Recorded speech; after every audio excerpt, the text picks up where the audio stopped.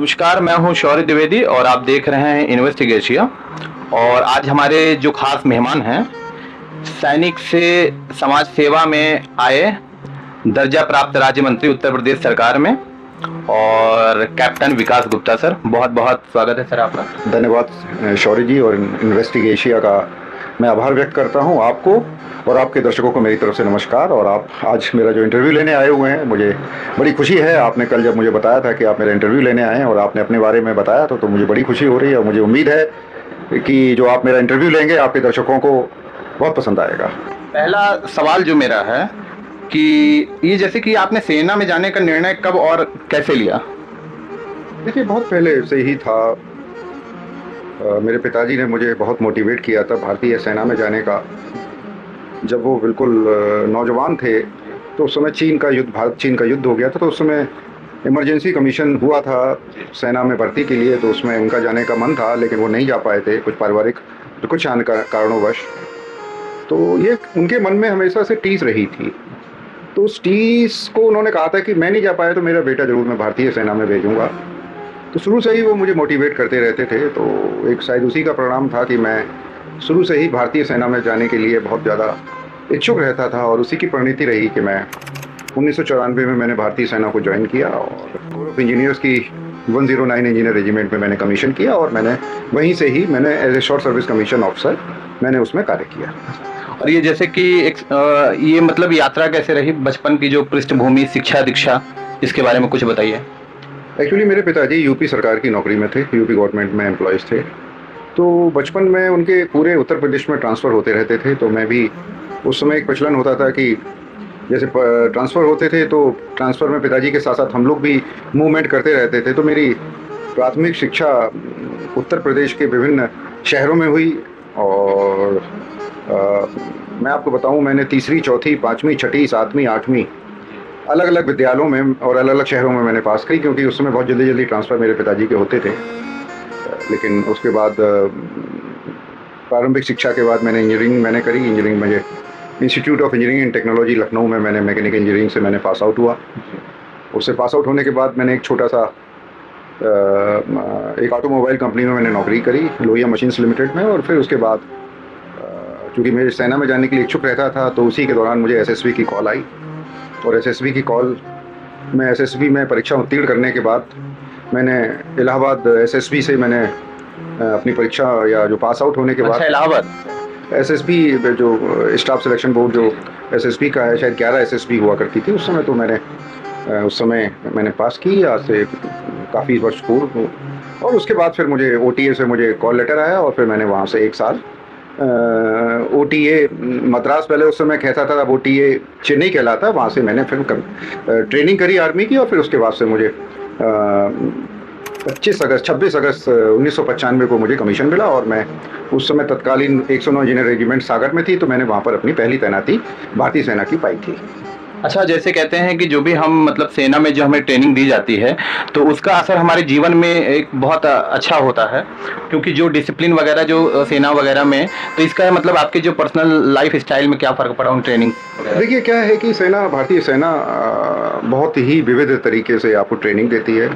आपको शारीरिक क्षमता, मानसिक क्षमता, निर्णय लेने की क्षमता और कमांड करने की क्षमता, ये सारी क्षमताएं आप में विकसित करती है। और आप डिसिप्लिन्ड हो जाते हैं, आप फिट हो जाते हैं, और आप को अपने ट्रुप्स का विश्वास जीतना है। क्योंकि जब आप युद्ध के लिए जब आपको ट्रेनिंग दी जाती है तो आपको अपने जो भी आप जिस यूनिट को कमांड कर रहे हैं, तो उस कमांड को आपके लिए आपके आदेश के अनुसार काम करके भारतीय सेना के लिए आपको मर मिटने के लिए तैयार रहना पड़ता है। तो वैसी टफ ट्रेनिंग भारतीय सेना देती है। और मैंने तो काफ़ी सारी एकेडमी के बाद मैंने बहुत सारी और भी ट्रेनिंग्स करी। मैंने कमांडो कोर्स भी किया, और मैंने न्यूक्लियर वॉरफेयर कोर्स भी किया, मैंने बॉम्ब डिस्पोजल कोर्स भी किया, और अन्य तरीके के सेना के कोर्स किए। और सारे कोर्सों में मैंने काफ़ी अव्वल दर्जे के मैंने ग्रेडिंग भी। वही डिसिप्लिन मतलब अभी जीवन में देखने को मिलता है, और वही फिट उसी तरीके से। देखिए, प्रयास करते हैं। अब चूँकि बॉडी को फिट रखना पड़ता है, आयु बढ़ती है, तो आपको भी अपने आप को फिट रखना पड़ता है। भारतीय सेना में तो मौके मिलते हैं, आपको सुबह मॉर्निंग में पीटी में जाना पड़ता है, दोपहर में ऑफिस करने के बाद शाम को गेम्स में भी जाना पड़ता है, लेकिन ये सब सामान्य, जब आप सेना से बाहर सिविल लाइफ में आते हैं तो ये संभव नहीं है। लेकिन चूंकि दिमाग में एक फिटनेस के दिमाग में कि आपको, अगर आप फिजिकली फिट होंगे तभी आप मेंटली फिट होंगे, तो उस जज्बे को ही बरकरार रखने का प्रयास करते हैं हम। जैसे सेना से रिटायरमेंट के बाद आप जनसेवा की ओर बढ़े, राजनीति में कदम रखे, तो ये मतलब ये प्रेरणा कहाँ से मिली? देखिए, भारतीय सेना के तुरंत बाद निकलने के बाद तुरंत बाद कुछ मैंने नौकरियां की, कुछ सरकारी नौकरी की। मैंने लोक सेवा आयोग से मैंने एक परीक्षा उत्तीर्ण की थी, फिर मैं राजस्व सेवा में आ गया था। अच्छा, यूपीएससी आपने? मैं लोक सेवा आयोग से मैंने परीक्षा 2001 में निकलने के बाद फिर मैंने 3-4 साल मैंने वो भी नौकरी करी। मैं यहाँ पर सेंट्रल एक्साइज एंड कस्टम्स में मैंने नौकरी करी, लेकिन वो भी मुझे बहुत ज़्यादा नौकरी करने का मेरे बहुत मन नहीं था। तो मैंने उस नौकरी से मैंने 2006 में त्यागपत्र दे दिया, और मैं फिर 2007 में मेरा त्यागपत्र अप्रैल में मेरा मंजूर हुआ था। उसके बाद से तुरंत बाद से मैंने इन बिजनेस स्टार्ट किया, और बिजनेस के साथ साथ फिर मैं सामाजिक जीवन में मैंने पदार्पण किया, और तभी से मैं लगातार लगभग 2008 से मान के चलिए आप शौर्य जी कि मैं सार्वजनिक जीवन में हूँ। अच्छा, आप मतलब कि जैसे कि जब पहली बार जनता से आप एकदम रूबरू हुए, जनता के बीच पहुंचे, तो सेना के बाद से ये मतलब सामाजिक स्तर पे ये कैसा रहा? बहुत अच्छा अनुभव रहा। एक तो भारतीय सेना और भारतीय सैनिक या भूतपूर्व सैनिकों के प्रति समाज का बड़ा सकारात्मक रवैया रहता है, तो मुझे ऐसी कोई दिक्कत नहीं हुई। समाज ने मुझे स्वीकार किया, मैंने भी समाज के विषयों को, समाज की जटिलताओं को, समाज में फैली हुई बुराइयां, समाज की जो में अच्छाइयाँ हैं, क्योंकि समाज बहुत कुछ आपको देता भी है, तो इन सब जटिलताओं को समझने का मैंने प्रयास किया और मैंने उसको आत्मसात करने का प्रयास किया। मैंने बहुत सारे आंदोलन भी किए। ये आप पीछे देख रहे हैं बोर्ड, सारा ये सब मेरे आंदोलन के समय के सारे मेरे कुछ जीवन यात्रा के कुछ पल हैं, महत्वपूर्ण पल हैं जो समेटे हुए हैं मैंने इसमें पीछे तस्वीर में, तो वो भी सब मैंने किया और मुझे बड़ा अच्छा लगा, और मेरा सामाजिक और राजनीतिक यात्रा दोनों बहुत अच्छी रही। अच्छा, आपने निर्दलीय चुनाव लड़ा, इलेक्शन, वो भी गृह मंत्री जी के पुत्र जो हैं पंकज सिंह, उनके खिलाफ, तो ये कैसे रहा? नहीं, ऐसा था कि उस समय मैं यहाँ से दावेदार था टिकट का, मैं विधानसभा का चुनाव भारतीय जनता पार्टी से लड़ना चाहता था, तो अचानक कुछ ऐसी परिस्थितियां बनी कि मुझे अपना पर्चा, पार्टी मुझे थोड़ा सा उस समय पार्टी से क्षोभ था कि मुझे नहीं दिया गया, तो मैंने उसको दिमाग में रखते हुए मैंने निर्दलीय प्रत्याशी के रूप में पर्चा भी भरा था। लेकिन कुछ पार्टी ने मुझे मेरे जो उस समय के क्षोभ को पहचाना और मुझे उसमें तत्कालीन राष्ट्रीय अध्यक्ष अमित शाह जी ने मुझे बुलाया और फिर उन्होंने मुझसे कहा कि आपकी राजनीतिक और सामाजिक यात्रा का हम सम्मान रखेंगे, आप चुनाव भारतीय पार्टी में रहिए, पार्टी में आपकी सेवाओं की आवश्यकता है। तो मैं माननीय अमित शाह जी का बहुत बहुत धन्यवाद भी देता हूँ, क्योंकि उन्होंने मुझे अपने जो उन्होंने मुझसे वादा किया था उसको निभाया। आज भी मुझे उन्होंने एक बहुत अच्छा उत्तर प्रदेश में एक निगम आयोग है जिसे कहते हैं कि उत्तर प्रदेश कृषि अनुसंधान कृषि अनुसंधान परिषद के आप अध्यक्ष हैं। मैं पिछली सरकार में भी मुझे बनने का मौका मिला और वो पद का दायित्व मैं इस सरकार में भी लगातार आज भी मैं उस दायित्व को निभा। राज्य मंत्री हैं आप उत्तर प्रदेश सरकार में? जी जी जी, मुझे वो जिम्मेवारी दी गई है और मैं पिछली सरकार और इस सरकार की मेरी यात्रा। ये भी कहा जाता है गृह मंत्री जी के साथ साथ आप माननीय मुख्यमंत्री जी के भी काफी लोग काफी प्रिय माने जाते हैं। देखिए मुख्यमंत्री जी का, देखिए योगी जी, चूंकि मैं कृषि अनुसंधान परिषद का अध्यक्ष हूँ, योगी जी भी स्वयं में कृषि और कृषि से जुड़े हुए विषयों की बहुत चिंता रखते हैं, तो मुझे उनसे बहुत ही सकारात्मक सहयोग भी मिलता है और उनसे गाइडेंस भी मिलती है, मतलब मार्गदर्शन भी मिलता है। और अगर मेरे दिमाग में भी कोई विषय होते हैं कृषि और कृषि शिक्षा और कृषि सुधार के विषय में, तो मैं जरूर अपनी मन की बात माननीय योगी जी से कहता हूं और वो उन सब विषयों को बड़ा गंभीरता से सुनते हैं। इसके लिए मैं योगी जी को अपनी तरफ से बहुत बहुत हृदय की गहराइयों से धन्यवाद भी देता हूं। एक सवाल सर कि जैसे कि आप राजनीति में अनुशासन और पारदर्शिता मतलब कैसे सुनिश्चित करते हैं? एक फौजी के सोच में क्या इसमें कुछ हेल्प मिलती है, मददगार होता है? देखिए, आपको राजनीति की यात्रा आपको कैसी करनी है ये आपको बिल्कुल स्पष्ट रहना चाहिए। देखिए, राजनीति एक बहुत पवित्र विषय है और इस पवित्र विषय को आपको किस तरीके से आपको अपनी राजनीतिक यात्रा को आगे बढ़ाना है, क्योंकि ये जनता का विषय है। जनता से जुड़े हुए सरोकारों को उठाना है, विषयों को उठाना है और उन विषयों को जनता के बीच में रहते हुए और जनता के सहयोग से ही आपको उन विषयों को सुलझाना भी है। तो मुझे बड़ी खुशी हुई, मैंने बहुत सारे आंदोलन उस समय के चलाए थे जब भारतीय जनता पार्टी यहाँ उत्तर प्रदेश और केंद्र में विपक्ष में थी, तो यहाँ DND का आंदोलन था, उसको सफलतापूर्वक मैंने, उसमें मेरी भूमिका रही यादव सिंह के खिलाफ, नोएडा अथॉरिटी में हुए भ्रष्टाचार के खिलाफ, यादव सिंह के खिलाफ भ्रष्टाचार, नोएडा अथॉरिटी में हुए भ्रष्टाचार, उस समय बहुत सारे मायावती सरकार के समय में घोटाले हुए तो उनको मैंने उठाया। ये आंदोलन आपका बहुत लंबा रहा। अब वो एक्चुअली बहुत सारे घोटाले उस समय 2007 से 2012 के बीच में मायावती सरकार में हुए थे। उसमें फार्म हाउस घोटाला भी था, सिटी सेंटर। उस टाइम मैंने कुछ जैसे पढ़ा और बात किया तो लोगों का कहना था कि एक मतलब सन की फौजी अब वहाँ बॉर्डर से आ गए हैं, अब वो लगातार एकदम से मतलब टूट पड़े हैं। नहीं नहीं, ऐसा नहीं है। एक्चुअली सामाजिक और राजनीतिक आंदोलन में कुछ विषय होते हैं कि लोग उनको नहीं समझते हैं। देखिए, कोई भी आप किसी के खिलाफ, आपके नाम से घबराहट थोड़ा हो जाती थी नहीं, ऐसा नहीं है। मैंने कभी भी सकारात्मक रूप से अपनी राजनीतिक यात्रा को पूरा किया और मैंने जनता के सहयोग से मैंने पूरा किया। कभी भी मैंने किसी को ये करने की कोशिश नहीं करी। उस समय के जितने भी लोगों के खिलाफ, चाहे वो मायावती की सरकार हो, चाहे वो अखिलेश यादव की सरकार हो, या अधिकारियों के खिलाफ हो, आप किसी भी अधिकारी से उस समय के अगर आप बात करेंगे, क्योंकि कुछ अधिकारी अभी भी सेवा में है, कुछ अधिकारी अभी भी सेवानिवृत्त हैं, आप उनसे बात करेंगे तो वो भी मेरी प्रशंसा करते हैं कि आपने जिन विषयों को उठाया, मैं जब भी मुझे मिल जाते हैं कहीं सार्वजनिक जगहों पर, तो मेरी तारीफ भी करते हैं। तो मैंने कभी भी आंदोलन को, जनता के विषयों को जनता के बीच में रहकर ही मैंने सुलझाने का प्रयास किया और मुझे उसमें काफी सफलता भी मिली। एक सवाल सर ये कि जैसे कि उत्तर प्रदेश सरकार में आप अभी दर्जा प्राप्त राज्य मंत्री के रूप में भी कार्य किए, तो आपकी मुख्य जिम्मेदारियां इसमें? देखिए, मैं कृषि अनुसंधान परिषद का अध्यक्ष हूँ। उत्तर प्रदेश कृषि की दृष्टि से सबसे बड़ा राज्य है और लगभग 2 करोड़ 40 लाख किसान परिवार हैं उत्तर प्रदेश में। कृषि शिक्षा, कृषि विकास, कृषि अनुसंधान, कृषि का प्रसार, इन सब विषयों को लेते हुए हमारा अनुसंधान बना हुआ है। उसमें एक बोर्ड है और उस बोर्ड का मैं अध्यक्ष हूँ और उस अध्यक्ष के रूप में रहते हुए मैं अपनी जिम्मेवारी का निर्वहन करता हूँ। मेरा लखनऊ में आलमबाग में कार्यालय है, वहाँ पर डायरेक्टर जनरल हैं और सचिव हैं, वहाँ पर महानिदेशक सचिव और साइंटिफिक स्टाफ है। उनके सहयोग से मैं अपने संस्थान का कार्य कर रहा हूँ। कृषि और कृषि से जुड़े हुए जितने भी विभाग हैं, चाहे वो एनिमल हस्बेंड्री हो, पशुपालन विभाग हो, मत्स्य पालन विभाग हो, वन हो, वानिकी हो, इन सब डिपार्टमेंट से जुड़े हुए जितने भी अनुसंधान से जुड़े हुए कार्य होते हैं, उसका कोऑर्डिनेशन का कार्य ये होता है कि मतलब जो भी योजनाएं आती हैं जनता तक, योजनाएं आती हैं और जनता का अगर कोई विषय, कोई नहीं, जैसे कि आजकल आप देख रहे हैं कि ग्लोबल वार्मिंग चल रही है, तो ग्लोबल वार्मिंग का कृषि पे बहुत दुष्प्रभाव पड़ने की संभावना रहती है। तो उस दुष्प्रभाव को कम करने के लिए जो भी अनुसंधान की जरूरत पड़ती है, उन सब अनुसंधान की जो प्राथमिकता है उसको डिसाइड हमारा संस्थान ही करता है।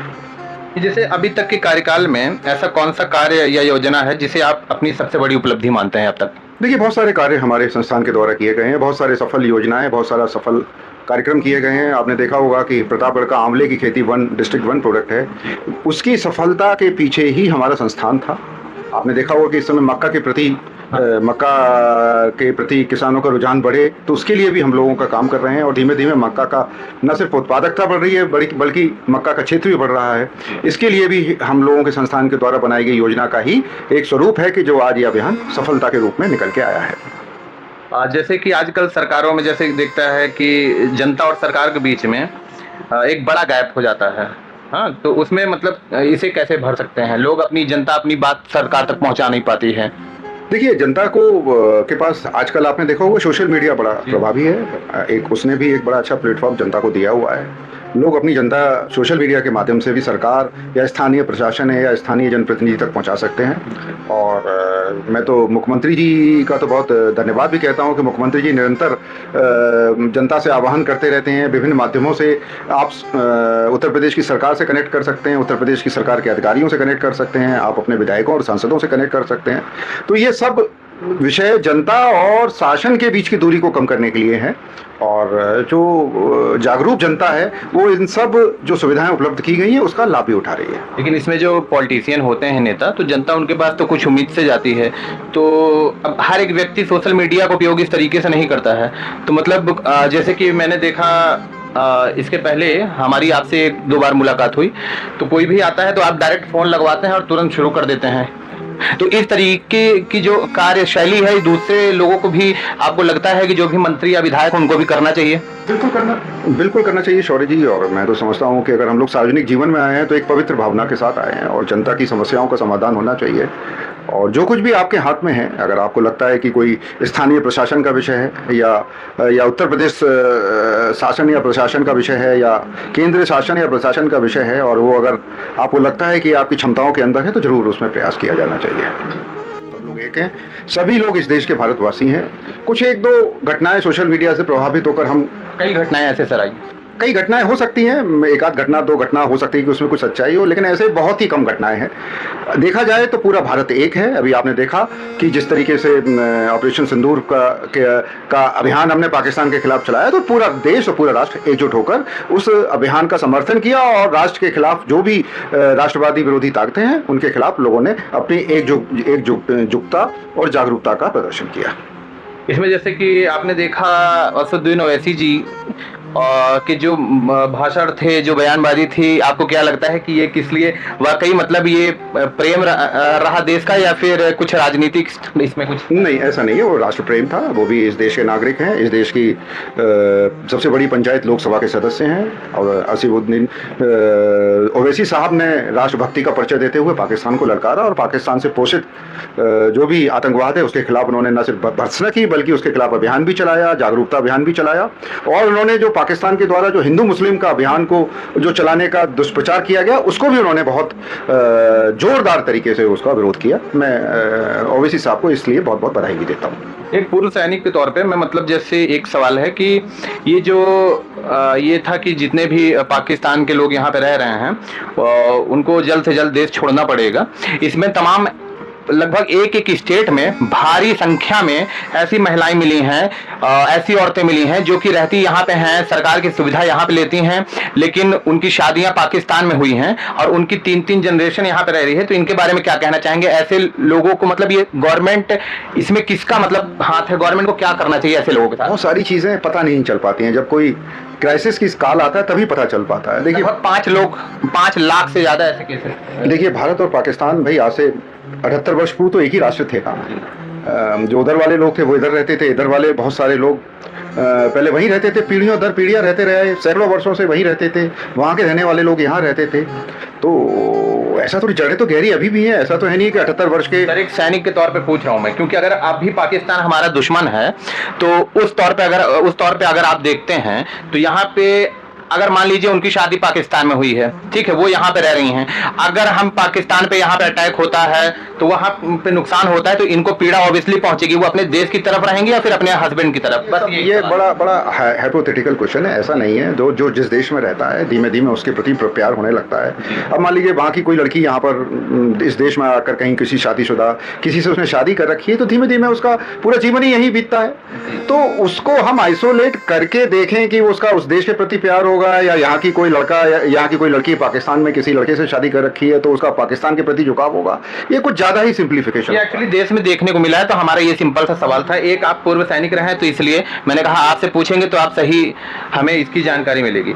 एक ये सर कि पूर्व सैनिकों के जो पुनर्वास और रोजगार को लेकर के क्या मतलब? बहुत सारी स्कीम्स हैं, बहुत सारे पुनर्वास जो भी रिटायर होते हैं। अग्निवीर के बारे में भी आपने शायद प्रश्न नहीं पूछा तो मैं बताऊंगा कि अग्निवीर के लिए भी बहुत सारी सरकारों ने, उत्तर प्रदेश की सरकार ने पहला मतलब पीएसी और पुलिस फोर्स में उनके लिए रिजर्वेशन किया है और प्राइवेट नौकरी। अपोजिशन तो कुछ और कह रहा है अग्निवीर को लेकर? नहीं, अग्निवीर बहुत अच्छी, मैंने इससे पहले भी मैंने अग्निवीर योजना का बहुत समर्थन किया है। देखिए आज के समय की वर्तमान की ज़रूरत है और मैं खुद अपनी रेजिमेंट में मैं कुछ अग्निवीरों से मिला था और मैंने अपने रेजिमेंटल के अफसरों से उनकी परफॉर्मेंस के बारे में पूछा, तो उन्होंने बताया भी कि जो अग्निवीर जो नए रिक्रूटमेंट आए हैं वो जो रेगुलर रिक्रूटमेंट हुआ उनसे भी अच्छा काम कर रहे हैं, क्योंकि उनके दिमाग में रहता है कि उनको परमानेंट भारतीय सेना में होता तो उनसे ज़्यादा अच्छा काम कर रहे हैं। तो मैं समझता हूँ कि अग्निवीर योजना का जो विरोध किया गया उसके सिर्फ राजनीतिक कारण थे, उसका और कोई कारण नहीं था। जैसे कि आजकल युवाओं में देखा जा रहा है एक अलग जोश और जुनून है, तो युवा वर्ग को मतलब जैसे समाज सेवा हो गई या की ओर या आकर्षित करने के लिए आप क्या कहना चाहेंगे, या फिर डिफेंस की ओर? देखिए ये देश युवाओं का देश है। 2/3 आबादी अभी भी इस देश की युवा है और युवा ही इस देश का भविष्य तय करेंगे, क्योंकि जिस देश में 2/3 आबादी युवाओं की है तो उनको अपनी भविष्य को तय करने का उनका अधिकार है और वो अपना स्वयं निर्णय लें। और देखिए ये देश बहुत बड़ा है और ये देश हमको बहुत देता है। युवाओं को चाहिए कि इस समय विभिन्न सरकारी योजनाएं हैं, प्राइवेट सेक्टर में भी बहुत सारी अपॉर्चुनिटीज़ अवेलेबल हैं। हम तो जब युवा थे या जब हम लोग नौकरी के लिए देखते थे तो उस समय बहुत ज़्यादा प्राइवेट सेक्टर में अपॉर्चुनिटीज़ अवेलेबल नहीं थी, लेकिन आज के समय में प्राइवेट सेक्टर्स भी एक बहुत बड़ा सेक्टर्स है, बहुत बड़ा रोजगार देने के लिए है।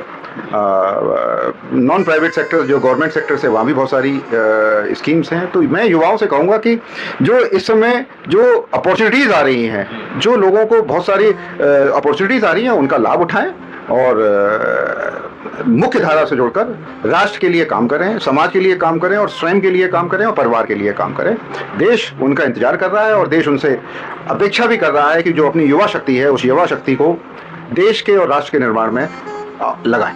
लगता है जैसे कि जो मतलब ये डिफेंस ट्रेनिंग है और इजराइल वगैरह में जैसे दिया जाता है महिलाओं को और क्या कहते हैं जो भी होते हैं, तो ऐसे अपने देश में करना चाहिए, एक मतलब प्रॉपर कॉमन कर देना चाहिए कि देखिए, इजराइल की जो समस्या है ना वो अलग है और भारत की समस्याएं अलग हैं। भारत में आबादी ऑलरेडी 145 करोड़ है। 145 करोड़ में अगर हम मान के चलें 2/3 आबादी अगर युवाओं की है तो 100 करोड़ की आबादी तो युवाओं की हो गई। इजराइल की आबादी 80 लाख है और 80 लाख में आधी महिलाएं हो गई तो मान लो 40 लाख हो गई। और ट्रेंड होने में तो फायदा है ना। नहीं, ट्रेंड होने के लिए यहाँ पर भी ऐसा नहीं है। यहाँ पर एनसीसी है, बहुत सारी एनएसएस है, बहुत सारी संस्थाएं हैं, पैरामिलिट्री फोर्सेस है। स्तर पे हो पाता है क्या?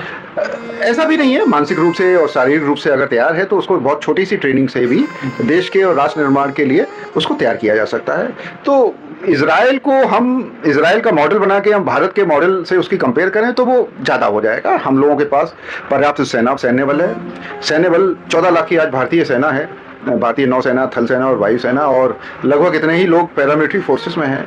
और धीमे धीमे जैसे जैसे टेक्निक और टेक्नोलॉजी बढ़ती चली जा रही है तो सेना में इक्विपमेंट की ज़्यादा ज़रूरत है और आदमियों की कम ज़रूरत है। तो धीमे धीमे उसके हिसाब से अगर देखा जाए तो पर्याप्त सैन्य बल भी है हमारे पास और पर्याप्त ह्यूमन रिसोर्सेज भी है।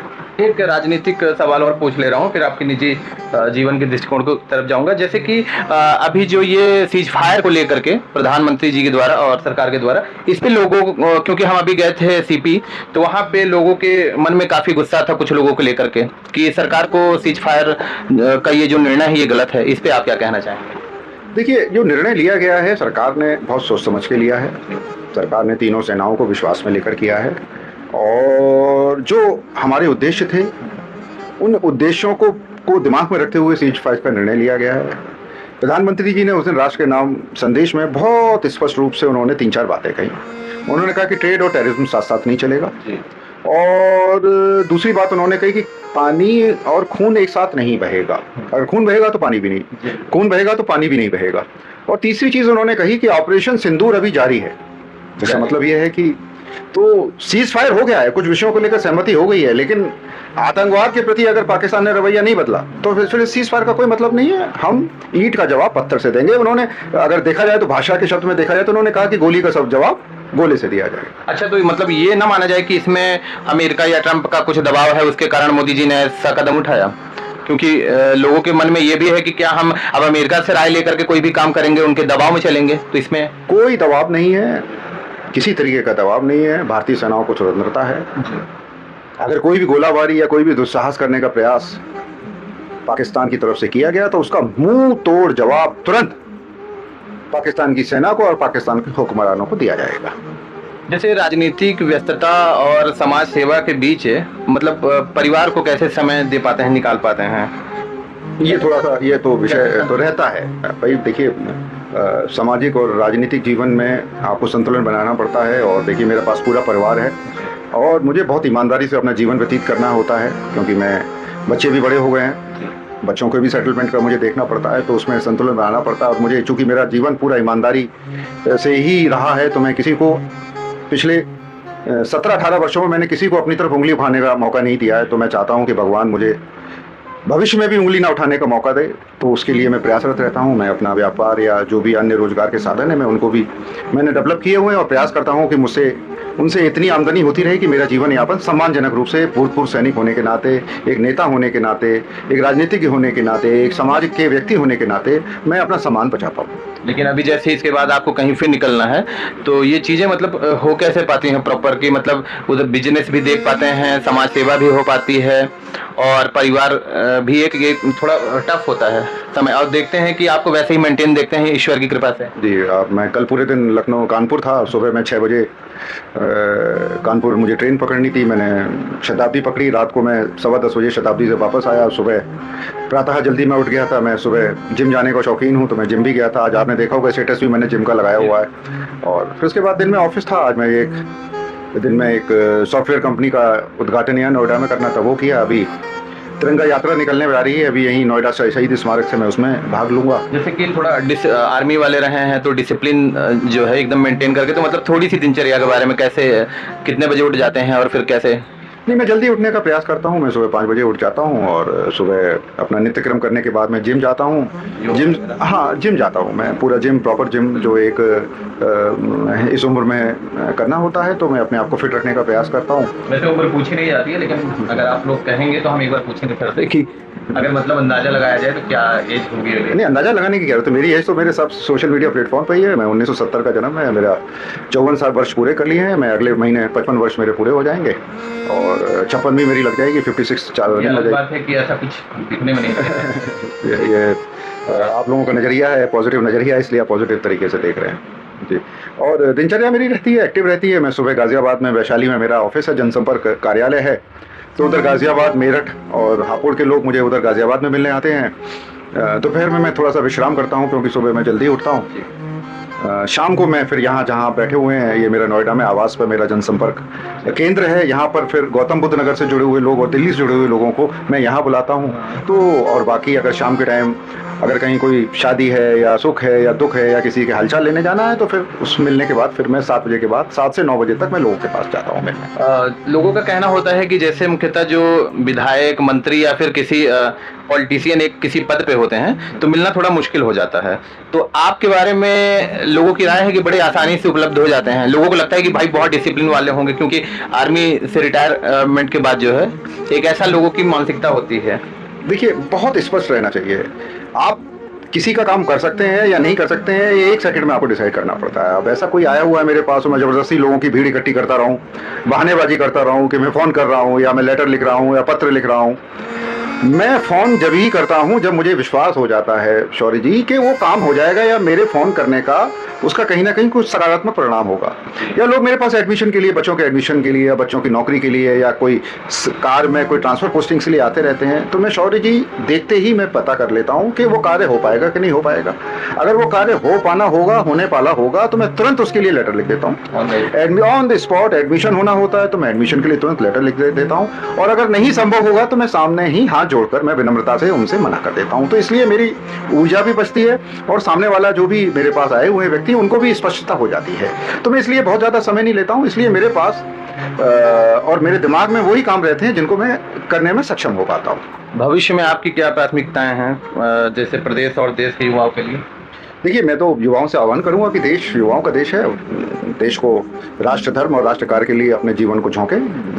जैसे कुछ लोगों का कहना है कि जो युवा आजकल पॉलिटिक्स में आते हैं तो वो कहीं ना कहीं समय नष्ट कर रहे हैं, तो वाकई उनको पॉलिटिक्स में आना चाहिए या फिर पहले कहीं और ध्यान देना चाहिए? उसके उद्देश्य क्या है आपका राजनीति में आने का, ये सबसे महत्वपूर्ण है। उद्देश्य, किस उद्देश्य के लिए आप राजनीति में आना चाहे हैं, किस उद्देश्य के लिए आप समाज सेवा में आना चाहते हैं, पहले वो क्लियर होना चाहिए। अगर वो उद्देश्य आपका राष्ट्र सेवा और समाज सेवा है और जन सेवा है, तो आपको, मैं समझता हूं कि निश्चित रूप से अगर आपकी भावनाएं अच्छी हैं तो आपको निश्चित रूप से सफलता मिलती है। मैं अपने केस में और अपने उदाहरण में मैंने पाया है कि मुझे कभी भी कहीं मैं भारतीय जनता पार्टी में था तो मैं प्रदेश का भी पदाधिकारी रहा, राष्ट्र का भी पदाधिकारी रहा। अब सरकार बनी तो मैं सरकार का भी एक अंतरिम मंत्री का दर्जा मिला हुआ है। तो अगर अच्छी भावना है तो राष्ट्र सेवा और राष्ट्र सेवा के माध्यम से भी देश की बहुत अच्छी सेवा की जा सकती है जी। तो जैसे अगर एक आने वाले 2027 में आपको क्या लगता है, जिस तरीके से अखिलेश जी पूर्णतः तैयारी से जुटे हुए हैं, कह रहे हैं इस बार जो है कमल जो है एकदम कहाँ कीचड़ में पहुंच जाएगा पता नहीं चलेगा, तो इसके लिए आप किस तरीके से देखते हैं 2027 के लिए? 2027 देखिए, जिस हिसाब से डबल इंजन की सरकार चल रही है और योगी जी कार्य कर रहे हैं, जिस हिसाब से मोदी जी को केंद्र में तीसरी बार मौका दिया गया है, मुझे उम्मीद है कि इस देश की भाग्य विधाता जनता 2027 में योगी जी को पुनः तीसरी बार अवसर देगी। तो ये थे एक सैनिक और जनसेवक जो कि पहले सेना में रहते हुए देश की सेवा किए, फिर जनसेवा और समाज सेवा किए और राज्य मंत्री, उत्तर प्रदेश सरकार में दर्जा प्राप्त राज्य मंत्री हैं आप, कैप्टन विकास गुप्ता जी। और जिनके लिए लगातार हमारे पास कई फ़ोन कॉल्स भी आए थे कि सर का इंटरव्यू करना है। और ऐसे ही नई नई शख्सियत से मिलते रहेंगे और आप देखते रहिए इन्वेस्टिगेशिया। धन्यवाद, बहुत बहुत धन्यवाद सर। आपका भी और आपके दर्शकों को भी मेरी तरफ से बहुत बहुत धन्यवाद।